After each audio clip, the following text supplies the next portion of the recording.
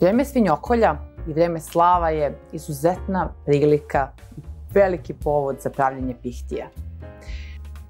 Pihtije se uglavnom prave od kolenica, od kostiju, od srži, pa se onda u njih dodaje papak, uvo, rep i svi ostaci, delovi koji se ne mogu služiti onako baš sami po sebi, već se moraju dugo kuvati i raskuvavati. Zbog toga i u čast velikih pihtija koje su obavezan deo naše gastronomske tradicije, mi ćemo praviti dekonstruisane pihtije na malo drugačiji način. Pa smo za to i odabrali goveđi jezik, srce, ribić, rep i malo svežeg povrća. Mi ćemo naše pihtije skuvati u ekspres loncu gdje će ga atmosfera mnogo brzo skuvati na mnogo brži način nego kako se to na klasičan način radi. Ali nećemo menjati njegov ukus. Pa da krenemo polako. U naš lonac na koji ćemo staviti ekspres poklopac stavit ćemo ovako na veliko isečeno celež, jednu šargarepu, stavit ćemo i malo ruzmarina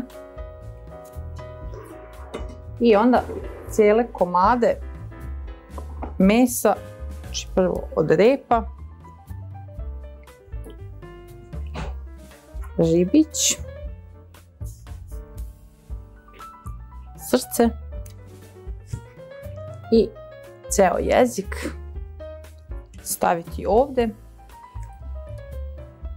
naliti vodom i kuvati kada dostigne maksimalnu temperaturu 40 minuta posle toga. I sada ćemo krenuti sa pripremom naših pihtija. Sad ćemo ovo meso od repa prvo, bukvalno kao što vidite se raskuvalo, jer nam tako i treba kako bismo lakše oblikovali naše pihtije.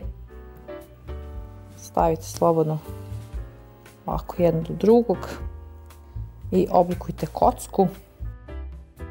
Pošto smo stavili naše meso od repa prvo, izravnat ćemo ga i onda dodati u njega transglutaminazu kako bi to sve lepo povezalo. Vi s druge strane nemate ni potrebe da dodajete, ako nemate, naravno pošto je dosta skup ovaj enzim, on će se sam stegnuti pošto ima jako puno želatina u njemu, odnosno kolagena. I stavit ćemo u sredinu okru ili ti bamiju. Bosanci će bolje znati šta je konkretno, pošto kod nas nije toliko baš zastupljena, ali nevjerovatan je podatak koji sam našla da se bamija koristila još u 2. veku pre nove ere na našim prostorima. Isto ćemo uraditi sa našim ribićem.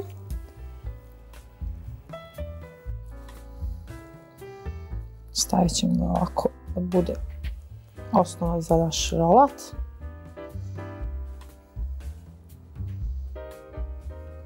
Kao što vidite, bukvalno meso se samo od sebe raspada. I zavit ćemo naše pihtije u koji smo stavili jedan batonet ili oblik sečenja na dugačke kocke ili kako da kažemo pravougaonik. Ništa, znači kada oblikujete ovako, krenite da motate.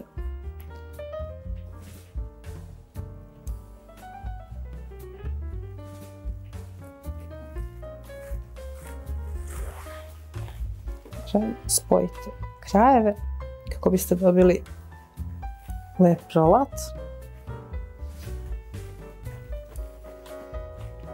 Treći rolat koji ćemo napraviti će biti isto od mesa koje je ostalo.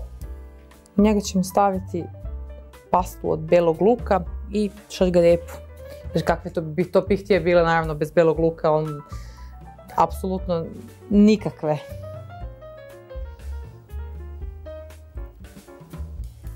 I stavite lepo meso, oblikujte kao pravougaonik. Stavite pastu od luka.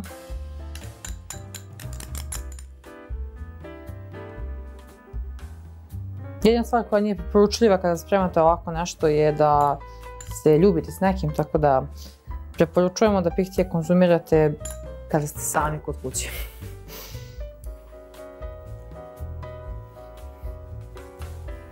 Stavit ćemo našu šargarepu i napraviti rolat.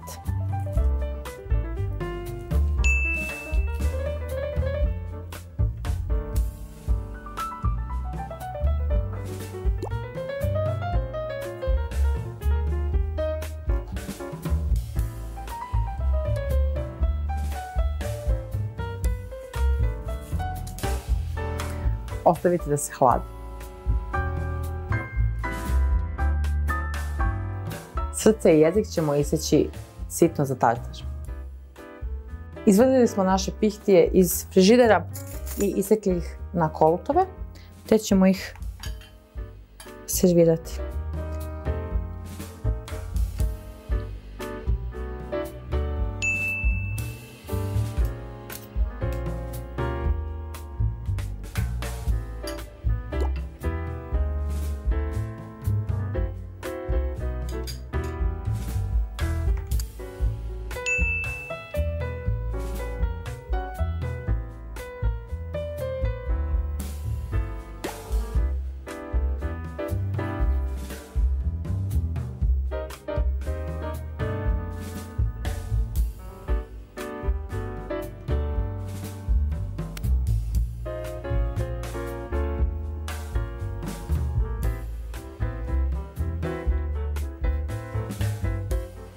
Vaše jelo je posluženo.